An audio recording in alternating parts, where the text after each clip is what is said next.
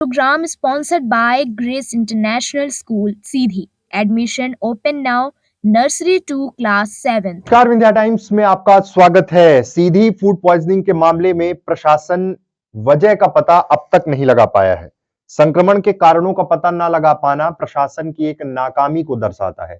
आपको बता दें कि पिछले दिनों जब मेले में ये संक्रमण फैला फूड पॉइजनिंग, उसमें लगभग 252 संक्रमित मरीज थे। आनन फानन में रामपुर नेकिन अस्पताल में उन्हें भर्ती किया गया, अलग अलग जगह लोगों को रखा गया था और उसमें से 235 लोग ठीक हो गए हैं। 17 लोगों का अब भी उपचार चल रहा है। लेकिन बड़ा सवाल यह है कि इतने बड़े स्तर पर यह संक्रमण फैला, प्रशासन अब तक ये संक्रमण के कारणों का पता ही नहीं लगा पा रहा है। कारण क्या है?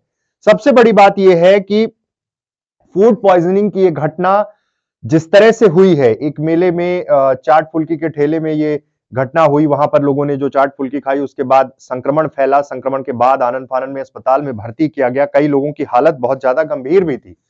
अब चूंकि वो ठीक हो चुके हैं, लेकिन बड़ा सवाल प्रशासन से है। दरअसल ये कहा जाए कि ये पहला वाकया नहीं है इस तरह का, ये बड़े स्तर पर हुआ, इसलिए जनता के बीच ये सब बातें आ गई।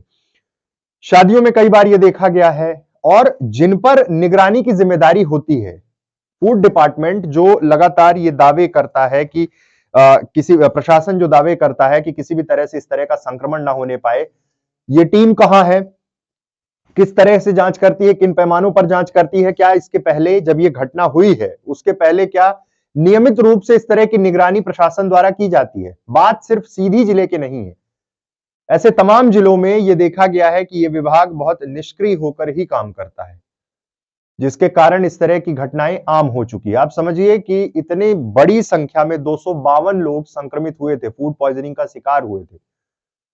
अब ज्यादा से ज्यादा लोग स्वस्थ हैं, 17 लोग अभी भी जिनका उपचार चल रहा है। लेकिन प्रशासन को, सरकार को यह सोचना होगा कि इस तरह की घटनाएं दोबारा ना हो। दोबारा ना हो से मतलब कि जो पैमाने हैं जिन पर लगातार अलग अलग रेस्टोरेंट, अलग अलग होटल, छोटी छोटी गुमटियों, छोटे छोटे ठेलों में जो जांच करनी है, जांच होती नहीं है, ये हकीकत है। अगर इस तरह की जांच शुरू हो जाए तो शायद ये लापरवाही नहीं हो पाए। दूसरा, जिस तरह के केमिकल का इस्तेमाल तमाम फूड प्रोडक्ट्स में किया जा रहा है, उसको लेकर क्या कोई कमेटी है या फिर ये अधिकारी उस पर कोई जांच करते हैं, या सिर्फ शिकायत पर ही ये जांच होती है?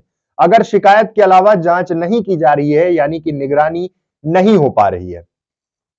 बड़ा मसला यह है कि संक्रमण के कारणों का प्रशासन पता ही नहीं कर पाया कि आखिर ये संक्रमण किन कारणों से हुआ, क्या चीजें ऐसी थी। सीधी प्रशासन की बात है। और मेले में बड़े व्यापक स्तर पर भीड़ थी, लोगों ने जिन चीजों का सेवन किया, जिन्हें खाया, उसके बाद ये संक्रमण फैला। आनन फानन में सबको अस्पताल में भर्ती कराया गया था। सरकार और व्यवस्था से बड़ा सवाल इसलिए खड़ा होता है कि ये जो हालात हैं ये हर जिले के होंगे।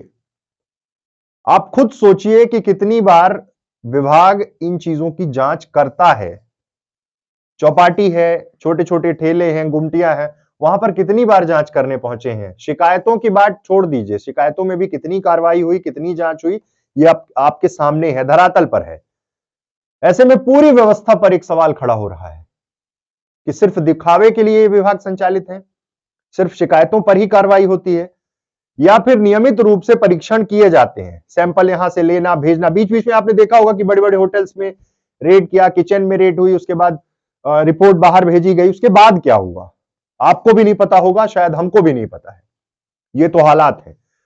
और ऐसी परिस्थिति में जान पर आ पड़ती है आम इंसान के, और सरकार को इस दिशा में लगातार काम करने की बेहद जरूरत है कि सतत निगरानी रखी जाए, और अगर समय समय पर इस तरह की जांच होती रहे तो शायद इस तरह की घटनाएं दोबारा नहीं होंगी। बहुत बहुत धन्यवाद। Program sponsored by Grace International School, Seedhi. Admission open now. Nursery to class 7th.